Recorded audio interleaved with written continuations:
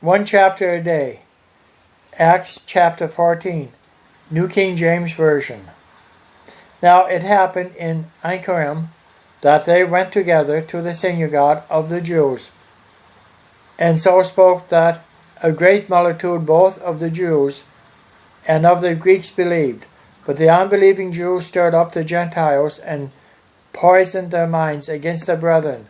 Therefore they stayed there a long time, speaking boldly in the Lord, who were bearing witness to the word of his grace, granting signs and wonders to be done by their hands. But the multitude of the city was divided, part sided with the Jews, and part with the apostles.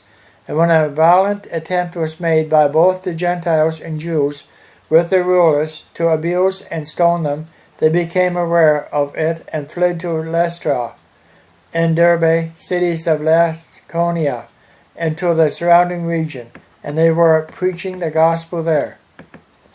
And in Lystra, a certain man without strength in his feet was sitting, crippled from his mother's womb, who never walked.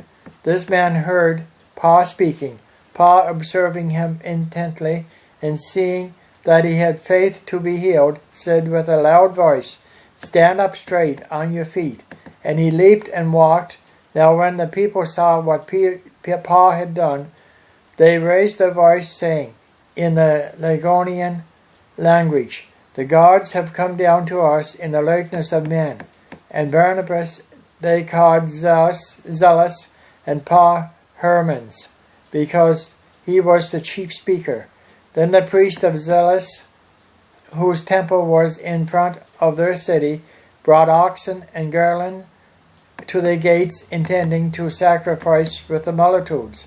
But when the apostles Barnabas and Paul heard this, they tore their clothes and ran in among the multitude, crying out and saying, "Men, why are you doing these things? We also are men with the same nature as you, and preach to you that you should turn from these useless things to the living God, who made the heaven and the earth, the sea, and all things that are in them, who in bygone generations allowed all nations to walk in their own ways. Nevertheless, he did not leave himself without witness, in that he did good, gave us rain from heaven and fruitful seasons, filling our hearts with food and gladness." And with these sayings they could scarcely restrain the multitudes from sacrificing to them. Then the Jews from Antioch and Iconium came there, and having persuaded the multitudes, they stoned Paul and dragged him out of the city, supposing him to be dead.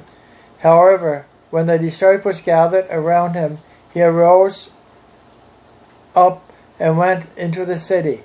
And the next day he departed with Barnabas to Derbe. And when they had preached the gospel to that city, and made many disciples, they returned to Lystra, Iconium, and Antioch, strengthening the souls of the disciples, exhorting them to continue in the faith, and saying, "We must through many tribulations enter the kingdom of God." So when they had appointed elders in every church, and prayed with fasting, they commended them to the Lord, in whom they had believed. And after they had passed through Persia, they came to Pamphylia.